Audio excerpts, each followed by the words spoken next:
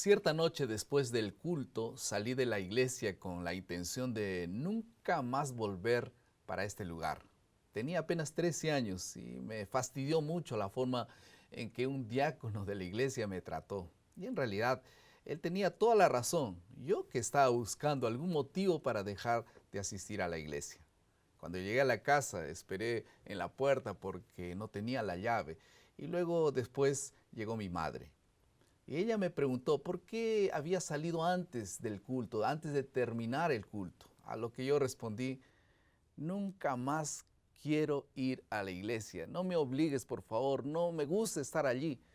Entonces ella escuchó serenamente y después me invitó a pasar y se sentó conmigo en la sala y me contó una historia que yo no conocía.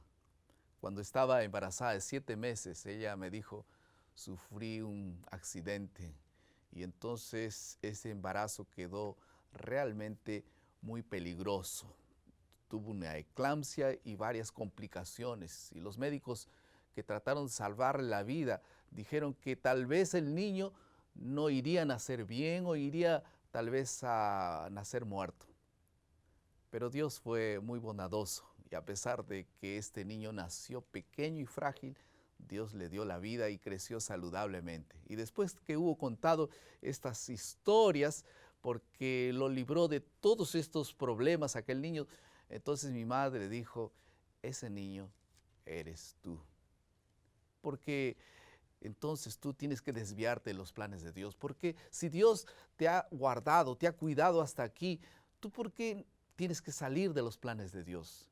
Y después de hablar esto me dijo, me dio un beso y se fue.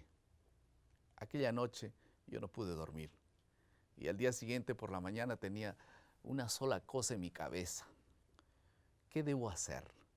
Mi madre respondió, levántate y bautízate. Y esto fue lo que hice. La vida no tiene sentido si huimos de los propósitos de Dios. Y el foco de la lección de esa semana es saber que la promesa de que nada es imposible para Dios debe capacitarnos a esperar en Él, a dar oídos a su palabra y a orar por el cumplimiento de sus propósitos en la vida de cada uno de nosotros. Vamos a pasar a la segunda parte de nuestro bosquejo. Estamos ahora en la lección número 1 y el título de nuestra lección es La venida de Jesús. Y para comentar esta lección está con nosotros el doctor Gluder Quispe, quien es profesor y también director del programa de posgrado y teología en la Universidad Peruana Unión. Bienvenido, doctor Muchas Gluder. gracias, es una alegría estar aquí. Vamos a comentar entonces esta primera lección y antes de poder hacer estos comentarios vamos a hacer una oración para que Dios nos cuide, nos guarde en estos momentos de estudio de su palabra. Por favor. Querido Padre, gracias porque eres bueno. Al recorrer cada versículo del Evangelio de Lucas, queremos sentir, Señor, tu presencia y guíanos. Clarifica nuestras mentes. En nombre de Jesús. Amén. Amén. Vamos entonces a tener 3 partes en esta primera lección acerca del autor. Vamos a hablar un poco del autor y el objetivo del libro. También vamos a hablar sobre la diferencia que hay con los otros evangelios en esta primera parte. Y vamos a ver sobre el nacimiento de Jesús y sobre algunos asuntos peculiares en el nacimiento de Jesús. Entonces Lucas, vamos a comentar un poco. ¿Quién era Lucas? Lucas, que la Biblia misma nos responda, ¿verdad? Cuando uno lee Colosenses, capítulo 4, versículo 14, dice, os saluda Lucas, el médico amado. Primero nos está diciendo el libro que Lucas era un médico. Pero también no solo eso. Cuando uno revisa un poco más adelante, va a encontrar aquí en Filemón, capítulo o versículo 24, cuando uno revisa aquí Filemón capítulo, aquí está, Filemón versículo 24 nos dice, Marcos, Aristarco, Demas y Lucas, mis colaboradores. ¿Quién está escribiendo? Es Pablo. Entonces, Lucas viene a ser colaborador de Pablo, alguien que estaba cerca de Pablo. Entonces, si Lucas era seguidor de Pablo, quiere decir que Lucas nunca fue un testigo presencial en la vida de Jesús. Nunca había escuchado de Jesús, pero no había conocido en persona a Jesús. ¿Cómo es que una persona que no vio lo que hizo Jesús puede contar la historia? Porque la inspiración a veces está relacionada con un testigo ocular. Tal vez para entenderlo a Lucas habría que entenderlo en el contexto del segundo libro que él escribe, en Hechos de los Apóstoles. Cuando él comienza a narrar Hechos de los Apóstoles, se involucra en la historia y habla en plural. Y estábamos, y zarpábamos, caminábamos, etc. Entonces él siente de que hay un Pablo que está guiado por Dios. Y siente la maravilla, los milagros que hacen los apóstoles, y él se siente identificado. Si eso ocurrió, como los otros que escriben acerca de Jesús, también ocurrió y pasó. Esto fue real, esto no es su imaginación. Quiero explicar eso a la gente. Y el propósito de Lucas era el público gentil, porque él era gentil también. Él era gentil. Dentro de los más de 40 autores que tenemos en la Biblia, el único que no es judío es Lucas. ¿Por qué? Porque por un asunto, el Evangelio había crecido, se había expandido. Probablemente él ha nacido en Antioquía, ¿verdad? Y es el único que no es judío. Y ahora, entonces su pensamiento es distinto, ¿verdad? Sí, y tenemos 4 evangelios conocidos y que la Biblia los registra. ¿Cuál es el propósito, la diferencia de cada evangelio y cuál es el énfasis de Lucas? Interesante. Dejemos que Lucas primero nos explique, ¿verdad? Vamos a Lucas capítulo 1, versículos 1 al 3. Puesto que muchos han tratado de poner en orden la historia, nos está diciendo de que ya hubo otros, probablemente Marcos o tal vez Mateo, y otros más que hablaban acerca de Jesús. Las cosas que han sido entre nosotros, tal como nos enseñaron los de desde el principio, lo vieron con sus ojos y fueron ministros de la palabra. Me ha parecido también a mí, después de haber investigado con diligencia todas las cosas desde el origen, escribirlas por orden. Aquí está. Lucas lo que intenta hacer en su libro, en su evangelio, es poner en una forma cronológica el ministerio de Jesús, la razón por la cual Cristo vino, y llega a ser un evangelio más completo. Entonces, si Mateo estaba preocupado para predicar o hablarles del reino de Dios se ha cumplido en Jesús, era para los judíos. Marcos estaba preocupado por los romanos. Juan, que probablemente haya sido el último libro escrito en la Biblia, después de que escribió Apocalipsis, allí desde Éfeso, está preocupado de presentar a un Jesús que no es solo hombre, también es Dios. Es la conexión del unigénito, único en su género, Dios y hombre. Lucas quiere ponernos a Jesús en una forma cronológica, ordenada. Y la manera como presenta en el libro es extraordinaria. Y es para los gentiles también, ¿no? Un público que no era judío necesariamente. Exacto, él está preocupado. Ahora, en muchas partes de la Biblia encontramos nosotros, en su evangelio, encontramos muchos hechos que hablan acerca de que el evangelio es para todos. Por eso es que algunos creen que el capítulo 19, versículo 10 es el centro del libro, es el mensaje, porque el Hijo del Hombre, Hijo de Hombre, es decir, que no es solamente para el judío, no es solamente para el romano, es hijo para la humanidad. El Hijo del Hombre vino a buscar y a salvar lo que se había perdido. El evangelio es para todos. Por eso es que tal vez Lucas presenta a Jesús como alguien que quiere estar en íntimo contacto con las necesidades del pueblo, ¿no? Exacto. Y esto es muy evidente a lo largo de la lectura de Lucas. Ahora, él, al estar cerca del pueblo, es el que más está preocupado por aquellos más olvidados, como las mujeres, como los niños, como los gentiles. Los gentiles. Por eso es que tal vez Lucas es el único que habla de la parábola del buen samaritano. Exacto. Lucas es el único que habla del hijo pródigo, es el único que habla de que Eliseo curó a un el asunto del bautismo en Naamán. El bautismo de Naamán, que Elías, no era judío. Exacto, Elías que habla acerca de la viuda, ¿verdad? De Sarepta y no Entonces, era judía. está poniendo ejemplos de gente que no era necesariamente judía para mostrar que el evangelio era para todos. Es ¿no? interesante, los 20 milagros que registra Lucas, 6 únicamente aparecen en el evangelio.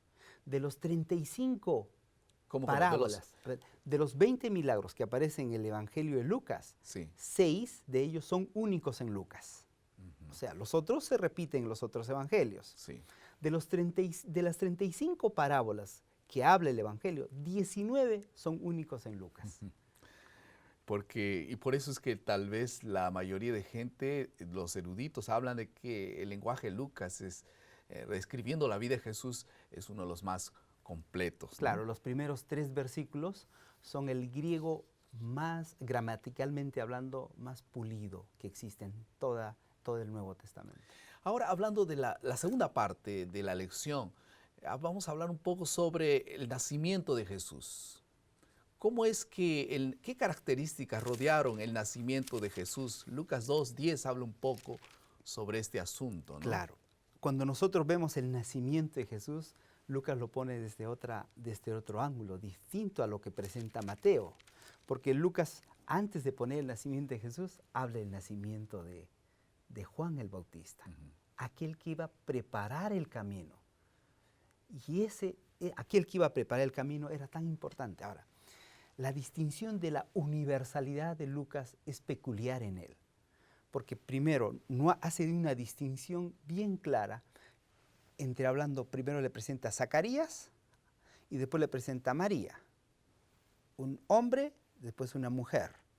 Para Lucas no existe diferencia de sexo, todos son iguales.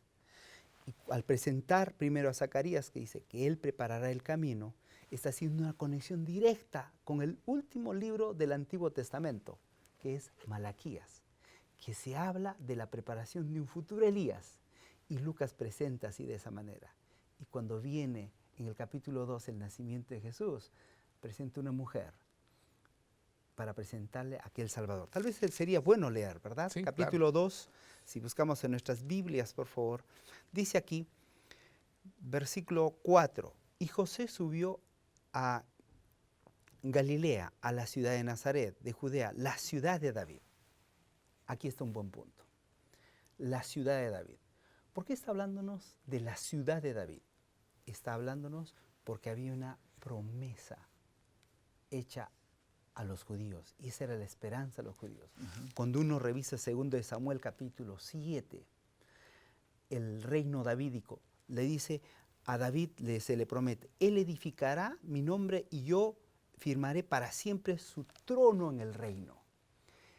Los judíos por año esperaron al hijo de David. Esperaron el trono davídico, era una promesa, y se repite en todos los profetas.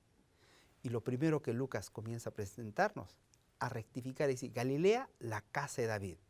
Y dice más adelante que se llama Belén, por la cual era casa de la familia de David, subraya eso. Es decir, que el nacimiento de Jesús, lo que le voy a presentar es el cumplimiento que tanto ustedes los judíos, porque era un gentil, han hablado, era de la familia de David. Y por eso trajo a David y cuando se presentó el nacimiento de Jesús, cuando habla a los pastores más adelante en el capítulo 2, versículo 11 dice, os es nacido hoy en la ciudad de David un Salvador que es el Cristo, el Señor. El don más precioso del cielo vino en un embalaje sencillo, ¿no? Pero el regalo trajo gloria a Dios, paz en la tierra y buena voluntad para con los hombres. Vamos ahora a poder asistir un comentario breve del autor de la lección y luego después entraremos en las 2 últimas partes del bosquejo. You will see that Vemos que Lucas era un hombre extraordinario. special man. First of all, he was a Gentile. Él era un gentil, He was not a Jew. lo que significa que él no era judío. Él no era uno de los que esperaba el Mesías. And secondly, Y en segundo lugar, know the background no conocemos muchos de los detalles. with the gospel. Pero sin embargo, él entró en contacto con el Evangelio y se convirtió en el seguidor del apóstol Pablo. Él acompañó al apóstol Pablo a muchos lugares que el apóstol visitó. Él era un amigo muy cercano, era médico, así que posiblemente él cuidaba del apóstol, era parte de la vida de él. Por eso el apóstol Pablo tenía una buena impresión de él.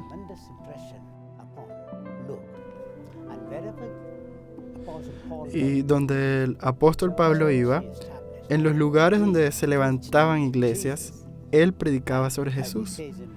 Es como él mismo cita en una de sus epístolas, el que habla sobre la muerte de Cristo, este es el mensaje de Pablo. Entonces, conforme al apóstol Pablo ir levantando las iglesias, muchas de estas iglesias se preguntaban, ¿quién es Jesús? ¿Qué más debemos saber de él? ¿Y qué tiene de especial este Jesús? Esa era la pregunta que tenían muchas iglesias. Aquellos judíos habían entendido que debían esperar al Mesías. Ellos conocían las profecías. Entonces, por la interpretación profética, sabían que debían esperar al Mesías y Jesús es el Mesías. Pero los gentiles de estas ciudades no tenían ninguna información sobre el Mesías. Ellos no esperaban al Mesías. Entonces, como el gentil Lucas tenía muchas preguntas en su mente, esta interrogante que los gentiles tenían, ¿quién es Jesús? ¿Qué hay de especial en él? ¿Qué son estas cosas que él habla que nadie más habla? ¿Qué puede hacer él que nadie más puede? Entonces, estas preguntas en muchas de las iglesias del apóstol Pablo, Lucas decidió y se dio cuenta que debía escribir sobre Jesús, escribir la historia de su vida, del trabajo y del ministerio de Jesús. Y fue eso lo que convirtió a Lucas en un historiador de la iglesia. Muchas gracias por estos lindos comentarios del doctor John Fowler, que es el autor de la lección de este trimestre. Ahora, ¿qué aplicaciones prácticas podemos tener para nuestro día a día? La respuesta de María a la noticia del nacimiento de Jesús suena como música a los oídos de Dios. Que se cumpla en mí conforme a tu palabra. Qué lindo, ¿no? Sumisión. Y no era una sumisión demorada, era una sumisión inmediata, disposición a la voluntad de Dios. Y sin duda, la iniciativa divina requiere la entrega y la aceptación. Esta es una linda aplicación que podemos tener. Una otra aplicación, doctor Gluder. Creo que es bueno resaltar que nada es imposible para Dios. Nosotros tenemos que vivir en confianza en Él. Como una anciana iba a tener un bebé, Juan el Bautista. Como una mujer que no había conocido hombre iba a tener un hijo. Nada es imposible para Dios. ¿Estamos preocupados? ¿Alguna dificultad hay? Dios es el que mueve la historia. Dios es el que pone y está el vigilante, es el que controla la historia. También tu vida. Deja que controle tu vida, porque nada es imposible para Dios. Amén. Vamos a pasar a la última parte de nuestro bosquejo, que es la creatividad. A Dios le agradó mucho comunicar su verdad al mundo por medio de agentes humanos que Él mismo, por su espíritu, hace idóneos para esa misión, dirigiéndoles a ellos no solamente la mente con respecto a lo que debían hablar. Y en esta semana tienes un mensaje que proclamar y que Dios pueda crear y darte las herramientas necesarias para poder cumplir esta misión. El que originó la misión también quiere cumplirla a través de agentes humanos débiles, pero en las manos del Dios muy valiosos. ¿Qué te parece si, así como María, así como Zacarías y cada uno tuvo una misión, tú también puedas cumplir tu propia misión y que Dios te bendiga al cumplirla? Yo quiero orar por eso al terminar esta lección. Querido Padre, muchas gracias porque tú has enviado a tu Hijo amado para cumplir la mayor de las misiones, buscar y salvar lo que se había perdido. Y que nosotros podamos ser el reflejo de esta grande misión y que, Señor, podamos hacer tu voluntad en nuestras vidas, en el nombre de Jesús.